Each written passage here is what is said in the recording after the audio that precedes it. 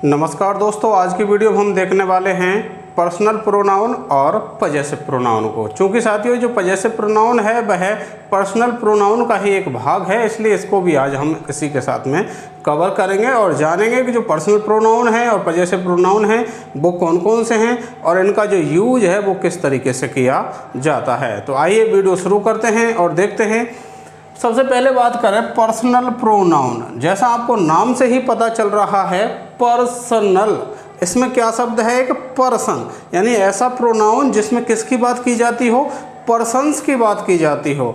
और आपको पता ही है इंग्लिश में कितने पर्सन हैं, 3 पर्सन हैं, फर्स्ट पर्सन, सेकंड पर्सन और थर्ड पर्सन। तो इन तीनों पर्सन्स की जिस प्रोनाउन में बात की जाती हैं वो प्रोनाउन आपका कौन सा है, पर्सनल प्रोनाउन, और इसे हिंदी में पुरुषवाचक प्रोनाउन भी कहा जाता है।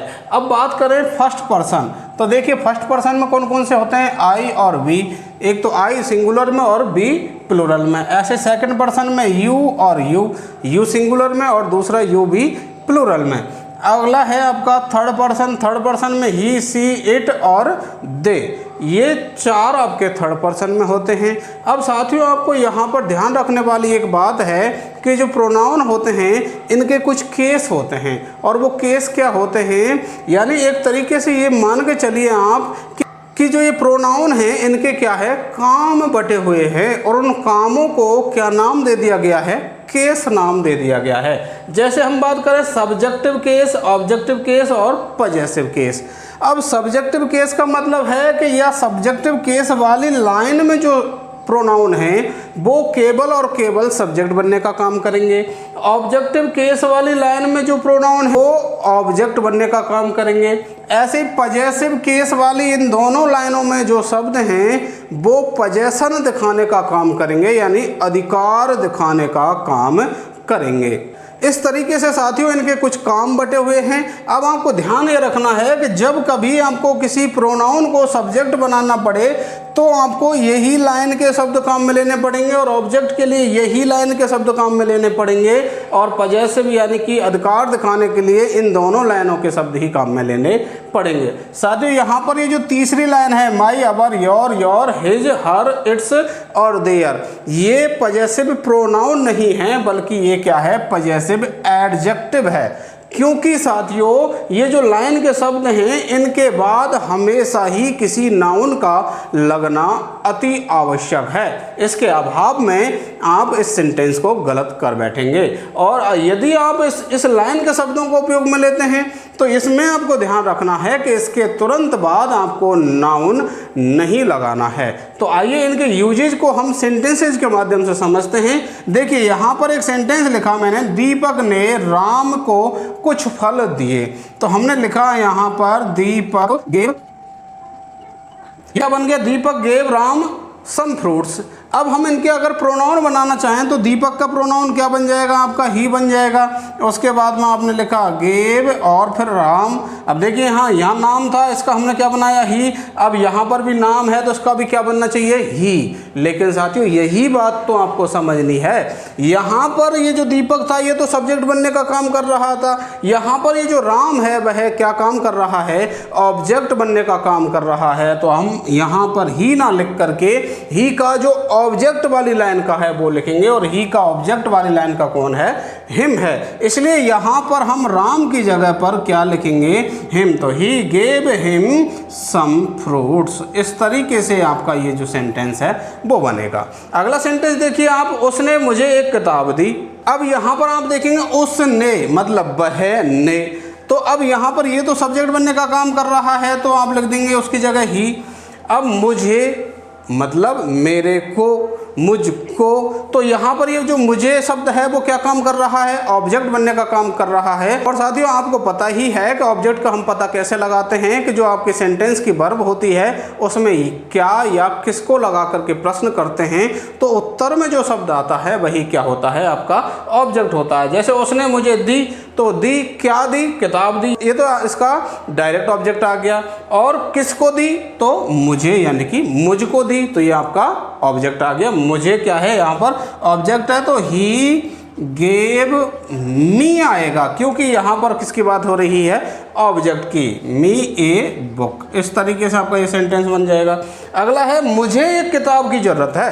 अब यहाँ पर आपने शब्द देखा मुझे और यहाँ पर भी मुझे, तो अब दोनों में फ़र्क क्या है। यहाँ पर तो ये जो मुझे शब्द है वो सब्जेक्ट बनने का काम कर रहा है कि किताब की ज़रूरत किसको है, मुझको है, तो इसलिए यहाँ पर ये सब्जेक्ट है। तो अब यहाँ पर हम मी ना लिख करके क्या लिखेंगे, आई, क्योंकि सब्जेक्ट की लाइन में ये रहा आपका आई।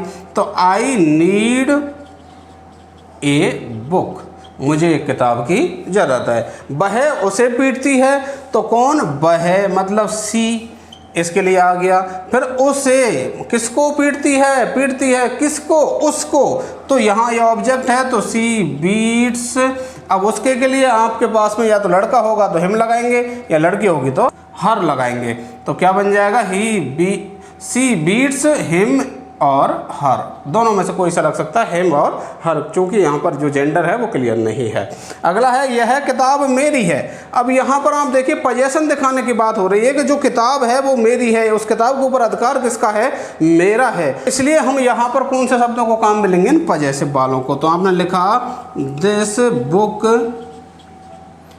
इज माइन, या फिर इसको दूसरे तरीके से बना सकते हैं, दिस इज माई बुक। अभी साथियों हमने बात की थी कि इनके बाद तो लगेगा नाउन और इनके बाद नहीं लगेगा नाउन। तो आपने देखा यहाँ पर हमने जब बनाया दिस बुक, तो अब यहाँ पर हमने कौन सा शब्द लिया काम में, माइन शब्द लिया। कौन सा, ये वाला। जो नाउन था वो तो लगा दिया हमने दिस के साथ में, अब इसके लिए कुछ बचा नहीं, तो इसलिए हमने क्या लगाया, माइन। और यहाँ पर हमने देखा दिस इज, अब यहाँ इधर जो नाउन है वो बच रहा है बुक, तो इसलिए हमने यहाँ पर कौन सा लगाया, ये पॉजेसिव एडजेक्टिव लगाया, क्योंकि इसके बाद क्या लगता है, नाउन लगता है। तो ये सेंटेंस क्या बना, दिस इज माई बुक। अब आप देखेंगे यहाँ पर कि जो माई शब्द है वो क्या है, आपका पॉजेसिव एडजेक्टिव है, और ऐसे ही जो आपका ये जो माइन शब्द है वो क्या है, आपका पॉजेसिव प्रोनाउन है। यानी कि इस लाइन के सारे शब्द प्रोनाउन हैं और इस लाइन के जो शब्द हैं वो आपके एडजेक्टिव हैं। इनको प्रोनाउन समझने की गलती अपने को नहीं करनी है। अब आप देखेंगे यहाँ पर आपका जो ये दिस शब्द है वो क्या है, एक एडजेक्टिव है, चूंकि इसके बाद में क्या आ रहा है, नाउन आ रहा है। और ऐसे ही आपका यहाँ पर ये जो दिस शब्द है वो आपका डिमॉन्स्ट्रेटिव प्रोनाउन है, क्योंकि इसके बाद में नाउन नहीं आ रहा है। जब हम डिमॉन्स्ट्रेटिव प्रोनाउन पढ़ेंगे उस समय इसकी हम पूरी चर्चा करेंगे। ऐसे अगला सेंटेंस आप देखिए, उसका घर सुंदर है। अब उस घर पर अधिकार किसका है, उसका। तो अब यहाँ पर वही पोजीशन दिखाने के बाद, तो उसका मतलब लड़के का, तो हिज हाउस इज ब्यूटीफुल। इस तरीके से साथियों आपको ध्यान रखना है कि इस लाइन के जो शब्द हैं इनको तो आप लेंगे काम में सब्जेक्ट की जगह, इस लाइन के जो शब्द हैं इनको लेंगे आप ऑब्जेक्ट की जगह, और ये जो लाइन के शब्द हैं जहां अधिकार दिखाने की बात चल रही हो, संबंध बताने की बात चल रही हो, वहां आप इन शब्दों को उपयोग में लेंगे। तो ये बात आपको ध्यान रखनी है। आशा करता हूँ कि जो आपके पर्सनल और पॉजेसिव प्रोनाउन हैं वो आपको अच्छे से समझ में आए होंगे, और यदि समझ में आए हैं तो आप इस वीडियो को लाइक करके अपने अन्य साथियों तक शेयर कीजिए।